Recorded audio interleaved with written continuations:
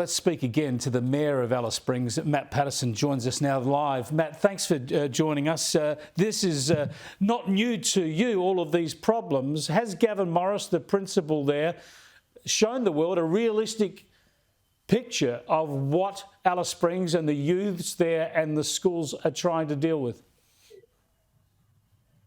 Yeah, look, thanks for having me.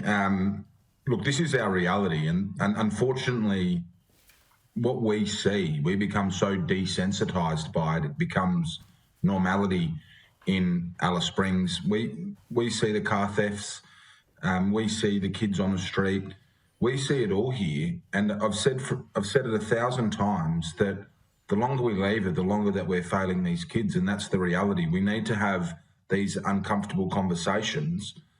And finally, this is news around the country that is covering what we need to talk about, and it's something that hasn't been covered for far too long. And so I thank yourself, Chris, and everyone else from Sky Team who's covered this. It's just appalling behaviour in the middle of the country.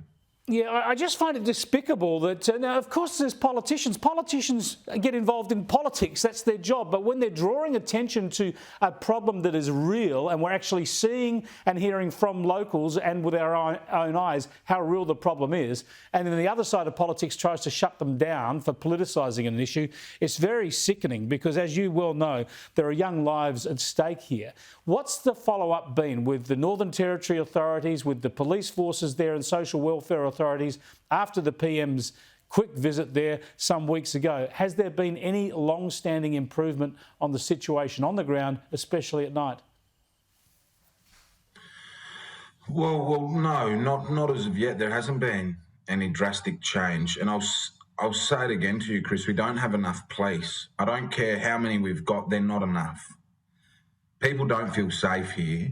And you listen to Gavin there that, you know, kids at his school are daybreaking going out. This is a very common occurrence. We had a disabled lady on the weekend sexually assaulted in broad daylight.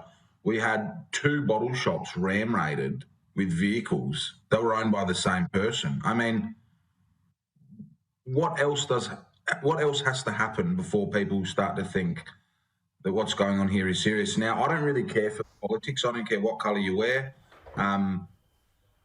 This is about people. This is about people in Alice Springs that need help.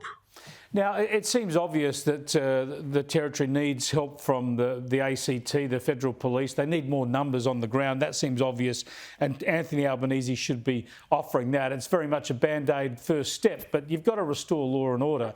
Then you've got to look at accommodation and education. And one of the most heartening things that we heard there from Gavin Morris is even after this night of crime and rampaging and lawlessness, these kids turned up at school the next day. Now, there'd be all sorts of reasons for that. They might want to learn, hopefully, but it's also a safe space for them, and there's people there, friends and teachers they know care for them. So, you know, these are kids who need every bit of encouragement down that path. Absolutely. And if... you know, in Sydney or Melbourne, you know, school, you're guaranteed to go to school. Kids here aren't. You know, we've got some of the lowest attendance rates around the country in Central Australia. One of the things that Gavin said that I completely agree with is that it is safer for some children to be out on the street rather than at home. I mean, what message does that send? That is the reality of the situation that we're facing. And you know, I applaud Gavin and his team at Yiperinya for doing the hard work, getting those kids who are, you know, effectively getting dropped off by police to school. They're still wanting to go there as their safe place, and they're not wanting to go home.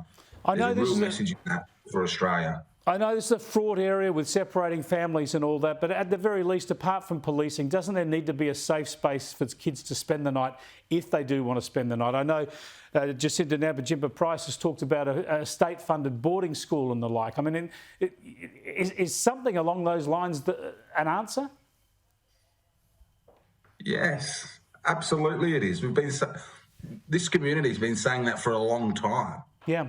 Is that if you're an 8-year-old on the street, why are you there? You should be picked up and taken somewhere safe and have these services wrapped around you. Here's a warm bed, here's a warm feed. This is a safer environment for you to be here rather than on the street. Why are we not doing that? If home is not safe, there must be a safe space for them. It just makes so much sense, Matt, and thank you for talking to us again and keeping these issues in the front of mind. Thanks, Chris. Anytime.